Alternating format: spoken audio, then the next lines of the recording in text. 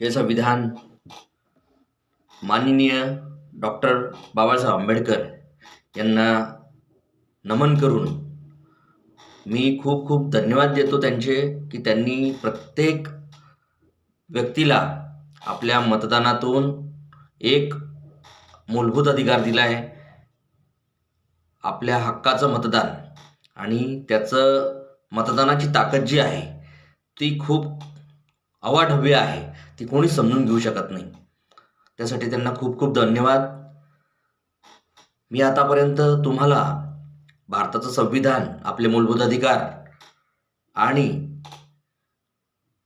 अनुच्छेद 56 पर्यंतची माहिती सांगितलेली आहे. अनुच्छेद 56 त्याच्यानंतर राष्ट्रपती, संघराज्य याच्या संदर्भातची माहिती सांगितलेली आहे. आता राष्ट्रपती जे आहेत आपल्या भारताच्या संविधानामध्ये, त्यांची शपथ काय आहे, कशी लिहिलेली आहे, त्या संदर्भातची माहिती मी तुम्हाला सांगत आहे. तर ईश्वर साक्ष शपथ घेतो की मी भारताचा राष्ट्रपती म्हणून आपल्या पदाचे गांभीर्यपूर्वक प्रतिज्ञा करतो, निष्ठापूर्वक कार्यपालन करील किंवा मी भारताच्या राष्ट्रपतींची कार्ये पार पाडीन आणि माझ्या संपूर्ण क्षमतेनिशी संविधान व कायदा यांचे जतन, रक्षण व संरक्षण करीन आणि मी स्वतःला भारतीय जनतेचा सेवेस व कल्याणास वाढवून घेईल, या संदर्भाची त्याच्यामध्ये शॉर्टमध्ये ती सांगितलेली माहिती आहे. या पद्धतीची शपथ जी आहे ती माननीय आपल्या भारताचे राष्ट्रपती घेतात. त्याच्यानंतर राष्ट्रपतींवरील महाभियोग याची कार्यपद्धती काय आहे या संदर्भाची माहिती मी आपल्याला सांगतो आहे. संविधानाच्याच उल्लंघनाबद्दल राष्ट्रपतींवर महाभियोग लावायचा असेल तेव्हा त्या संबंधितचा दोषारोप संसदेच्या कोणत्याही सभागृहाकडून करण्यात येईल. 2.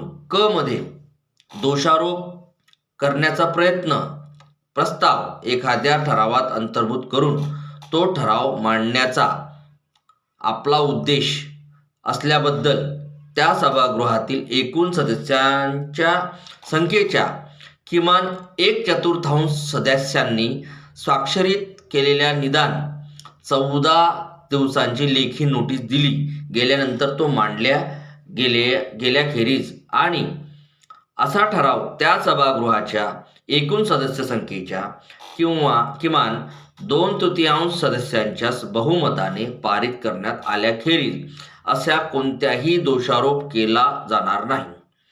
संसदेच्या कोणत्याही सभागृहाकडून याप्रमाणे दोषारोप करण्यात येईल तेव्हा दुसरे सभागृह त्या दोषारोपांचे अन्वेषण करील किंवा करण्याची व्यवस्था करेल आणि राष्ट्रपतीस अशा अन्वेषणाच्या वेळी हजर राहण्याचा व आपली बाजू मांडण्याचा हक्क असेल.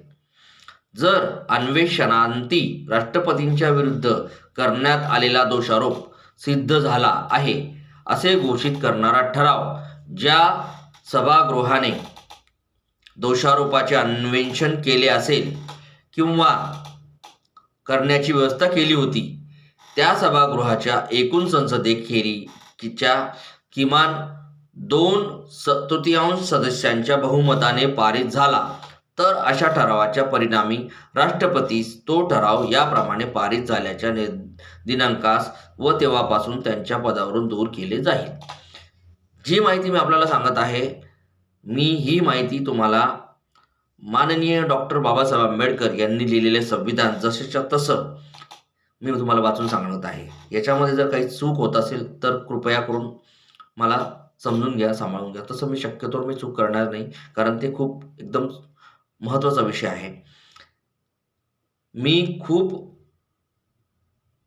मोठा धन्यवाद करतो त्यांना ज्यांनी संविधान लिहिलं, आपले माननीय डॉक्टर बाबासाहेब आंबेडकर. कारण की असं संविधान पूर्ण जगात कुठे नसेल. मी त्यांच्या अभ्यासाचा किंवा त्यांनी केलेल्या सगळ्या गोष्टींच्या विचाराचा आपण विचारही नाही करू शकत. ह्या पद्धतीने त्यांनी विचार केलेला आहे. प्रत्येक गोष्टीचा अगदी बारीक सारीक सगळ्या लोकांचा विचार केलेला आहे. जय हिंद, जय महाराष्ट्र. पुढच्या व्हिडिओ पाहण्यासाठी.